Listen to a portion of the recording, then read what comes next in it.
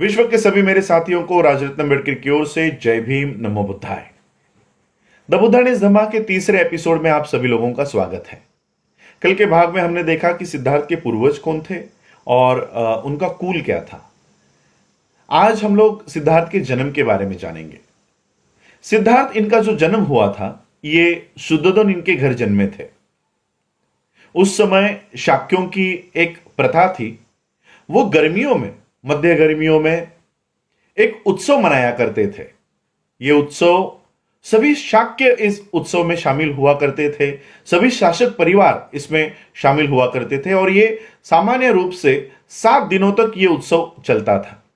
एक बार महामाया ने ये निश्चय किया कि इस बार का जो उत्सव है वो बड़ी दृढ़तापूर्वक उसको मनाएंगे। फलों से, फूलों से, अन्न धान्यों से इसको मनाया जाएगा, लेकिन किसी भी तरह का मद्यपान इस उत्सव में नहीं हुआ करता था।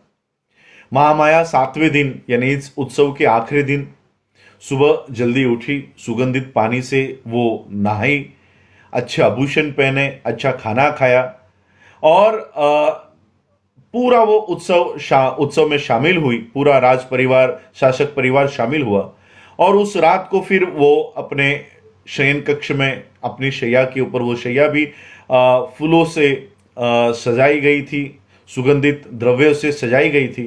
और उस रात शुद्धोधन और महामाया ये समीप आए, नजदीक आए और उसी रात महामाया को गर्भधारणा हुई।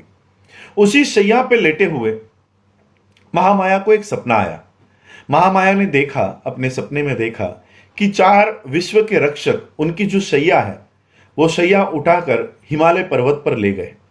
हिमालय पर्वत पर ले जाने के बाद एक और वो 4 विश्व के रक्षक खड़े हो गए और उनकी पत्नियां, वो 4 रक्षकों की पत्नियां आई और महामाया को मानसरोवर तालाब पर लेकर गई, उनको सुगंधित पानी से नहलाया, अच्छे आभूषण पहनाए, जैसे किसी बड़े महामानव से उनकी मुलाकात करवानी हो। और फिर थोड़ी ही देर में बोधिसत्व सुमेध नाम की व्यक्ति महामाया के पास आई और महामाया से कहा कि मैं अपना आखिरी जन्म लेना चाहता हूं, क्या आप मेरी माता बनेंगी? महामाया ने बड़े ही उत्साह से और चाह से कहा, क्यों नहीं, मैं आपकी मां बनने के लिए तैयार हूं।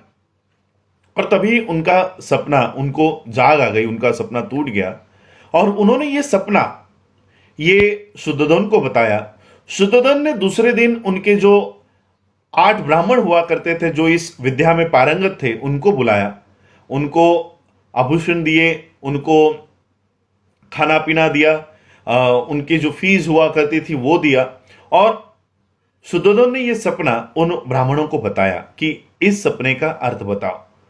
वो सारे ब्राह्मण उस सपने का अर्थ ढूंढते ढूंढते उन्होंने राजा को, शुद्धोधन को बताया कि आप कोई चिंता ना करें, आपके घर एक बालक जन्म लेगा। अगर वो संसार में रहा तो वो एक चक्रवर्ती सम्राट बनेगा और अगर उसने गृह त्याग किया और वो सन्यासी बन गया तो वो बुद्ध बनेगा। इस तरह का उन्होंने उस सपने का अर्थ बताया। 10 महीनों तक महामाया ने इस बोधिसत्व को अपने गर्भ में धारण किया और जैसे उनकी प्रसूति का समय नजदीक आया, महामाया ने अपने पति शुद्धोधन से कहा कि मुझे मेरे पिता इनके घर जाना है, देवदह जाना है। और शुद्धोधन ने कहा कि आपकी जो इच्छा है वो पूरी की जाएगी। और महामाया को देवदह जाने के लिए सोने की पालकी बनाई गई, सभी सेवकों को बुलाया गया और महामाया उस सोने की पालकी में बैठकर अपने पिता के घर देवदह जाने के लिए निकली। जब ये देवदह में जा रहे थे तब उनको एक शाल वृक्ष के जंगल से गुजरना था। उस शाल वृक्ष का जो ये उद्यान हुआ करता था उसका नाम था लुम्बिनी वन। इस लुम्बिनी वन से उनको गुजरना था। महामाया जब इस लुम्बिनी वन से गुजर रही थी तब उन्होंने देखा पूरा लुम्बिनी वन ये फलों से, फूलों से लदा हुआ है। सभी प्रकार के पक्षी वहां पर चह रहे हैं, चहका रहे हैं, गाना गा रहे हैं। सभी एक अच्छा दृश्य उनको वहां पर दिखा और महामाया ने ये इच्छा व्यक्त की कि थोड़ी देर यहाँ पर रुकते हैं और यहाँ का आनंद लेते हैं। महामाया ने सेवकों से कहा कि ये जो पालकी है यहीं पे रुकवाओ, और महामाया एक विशाल ऐसे शाल वृक्ष के पास खड़ी हो गई और वो अपने हाथों से कुछ टहनी पकड़ने की कोशिश कर रही थी, लेकिन हवा की जोर से वो पेड़ की टहनियां ऊपर नीचे हो रही थी, लेकिन एक पेड़ की टहनी महामाया के हाथ में आ गई। जैसे ही उन्होंने वो पकड़ी, हवा की जोर से वो टहनी ऊपर उठ गई, और जैसे ही वो ऊपर उठ गई, महामाया ने खड़े खड़े ही इस बोधिसत्व को जन्म दे दिया। ये बोधिसत्व को जन्म दे दिया, वो साल था 563 बीसी। 563 बीसी वैशाख पूर्णिमा के दिन सिद्धार्थ का जन्म हुआ।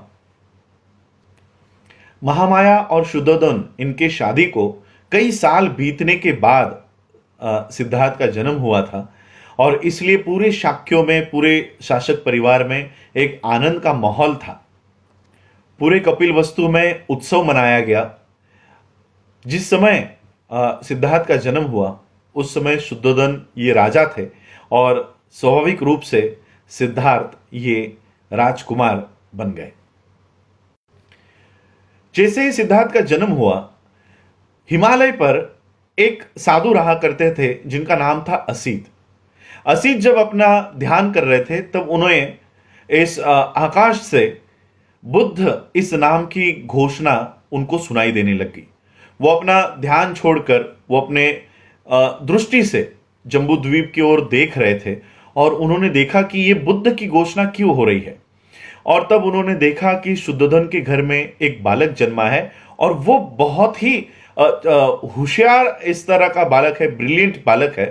तो असित ने इच्छा व्यक्त की कि उस बालक को देखना है, और असित अपने भांजे को लेकर भतीजे को लेकर, नारदत्त को लेकर वो कपिलवस्तु में आए। शुद्धोधन इनके महल पर आके उन्होंने देखा कि शुद्धोधन के महल के बाहर लाखों लोग इकट्ठा हुए हैं। असित ने एक दरबान को, सेवक को कहा कि राजा को अंदर जाके बताओ कि एक साधु उनको मिलना चाहते हैं। तो ये सेवक अंदर आया, शुद्धोधन को बताया कि एक बहुत बूढ़े साधु आए हैं और वो आपको मिलना चाहते हैं। शुद्धोधन ने कहा कि उनको अंदर लेकर आओ। शुद्धोधन ने उस साधु के लिए बैठने के लिए अच्छा आसन बनाया और साधु को बैठने के लिए कहा। साधु ने कहा, शुद्धोधन ने पूछा कि मैंने आपको पहले कभी कपिलवस्तु में देखा नहीं, आप कहाँ से आए हो और आपका आने का कारण क्या है। असित ने बताया कि मुझे पता चला है कि आपके घर में एक बालक का जन्म हुआ है, मैं उसको देखने के लिए आया हूँ। शुद्धोधन ने कहा कि बालक तो अभी सोया है, आपको थोड़ा इंतजार करना होगा। असित ने कहा कि इस तरह के बालक ज़्यादा सोया नहीं करते, वो स्वभाव से ही जागरूक होते हैं। और जैसे ही ये शब्द सिद्धार्थ के कानों पे पड़े, सिद्धार्थ ने हलचल करके ये शुद्धोधन को जाहिर किया कि वो सोए नहीं है। तो असित को पास बुलाया गया। शुद्धोधन ने वो बालक अपने हाथ में दृढ़तापूर्वक उठाकर असित को दिया, और असित ने उस बालक को देखते ही बालक के शरीर पर 32 वो लक्षण जो एक बोधिसत्व के, बुद्ध के शरीर पर होते हैं, वो लक्षण उन्होंने देखे। 80 छोटे छोटे मार्क्स उन्होंने पहचाने, और असित थोड़े देर में रोने लग गए। फूट फूट कर, सांसें भर भर कर वो रो रहे थे। शुद्धोधन को डर लगने लग गया कि मेरे बच्चे के भविष्य में कोई गलत तो नहीं है, ये रो क्यों रहे हैं। तो शुद्धोधन ने असित को रोका और पूछा कि आप रो क्यों रहे हो। असित ने कहा कि डरो मत, आपके बच्चे का भविष्य कोई गलत नहीं है, मैं अपने खुद के लिए रो रहा हूं। मैं इसलिए रो रहा हूं कि अब मैं बूढ़ा हो चुका हूं, कुछ सालों के बाद मर जाऊंगा। आपका जो बेटा है ये निश्चित रूप से ये बुद्ध बनने वाला है, और विश्व में ऐसी क्रांति लाएगा, उस धम्म चक्र को ये प्रवर्तित करेगा जिसको देखने के लिए मैं नहीं हूंगा। जिस धम्म की देशना ये आपका बच्चा देने वाला है, वो धम्म आदि में भी कल्याणकारक होगा, मध्य में भी कल्याणकारक होगा, और अंत में भी कल्याणकारक होगा। इस पूरे विश्व को दुख से बाहर निकालने वाला धम्म ये बालक देने वाला है और उसको देखने के लिए मैं जिंदा नहीं रहूंगा, इसलिए मैं अपने आप के लिए रो रहा हूं। असीत के साथ उनके जो भतीजे थे, असीत ने अपने भतीजे को कहा कि जब भी आप ये वार्ता सुनो कि सिद्धार्थ बुद्ध बन चुका है तो इनके शरण में चले जाना। और असीत ने ये सारी जो भविष्यवाणी थी वो बालक को लेकर की और राजा ने उनको अच्छा खाना पीना देकर फिर असीत वहां से चले गए। 5वें दिन इस बच्चे का नामकरण विधि था। नामकरण विधि हुआ, इस बच्चे का नाम सिद्धार्थ रखा गया। परिवार का गोत्र गौतम था, इसलिए सिद्धार्थ का नाम सिद्धार्थ गौतम पड़ गया। 5वें दिन सिद्धार्थ की जो माता थी महामाया, ये बीमार पड़ गई और उनकी बीमारी एक बहुत गंभीर स्वरूप उस बीमारी ने ले लिया। और फिर महामाया को पता चल गया कि उनका अंतिम समय अब नजदीक आ रहा है। महामाया ने शुद्धोधन को और महाप्रजापति को कहा कि अब मेरा अंतिम समय नजदीक आया है, अब मुझे जाने की इजाजत दो मुझे। और मुझे कोई दुख नहीं है, मुझे कोई दुख नहीं है कि कुछ ही मिनटों में मेरा बच्चा बिना माँ का हो जाएगा। मुझे पूरा विश्वास है कि प्रजापति मेरे बच्चे को अपने माँ से भी ज़्यादा अधिक प्यार करेगी।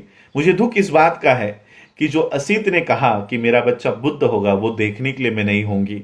और महामाया का देहांत हो गया। और जब महामाया का देहांत हुआ तब सिद्धार्थ सिर्फ 7 दिन के थे। इस तरह महामाया का देहांत हुआ। अब सिद्धार्थ को महाप्रजापति और शुद्धोधन का जो बेटा था वो उनका भाई नंद नाम का भाई था। उनके चचेरे भाई भी थे जो अमितोधन, शुक्लोधन इनके बेटे थे। तो इन्हीं बच्चों के साथ और अमिता का जो बेटा था देवदत्त, ये चचेरे भाई और नंद के साथ सिद्धार्थ फिर बड़ा हुआ। आज क्योंकि समय बहुत लंबा हो गया है तो आज हम यहीं तक इस एपिसोड्स को देखेंगे। कल के एपिसोड्स में हम जानेंगे कि सिद्धार्थ का बचपन कैसा था, उनकी शिक्षा कैसी थी, बचपन में उन्होंने क्या क्या शिक्षा प्राप्त की, ये सभी इसको हम देखेंगे और धीरे धीरे बुद्ध एंड हिज धम्मा की आगे और बढ़ते जाएंगे। और सिद्धार्थ ने प्रवर्जा क्यों ली, इसका उत्तर हम ढूंढेंगे। आप लोगों ने मुझे सुना, उसके लिए आभार। जय भीम, जय भारत, जय बुद्ध।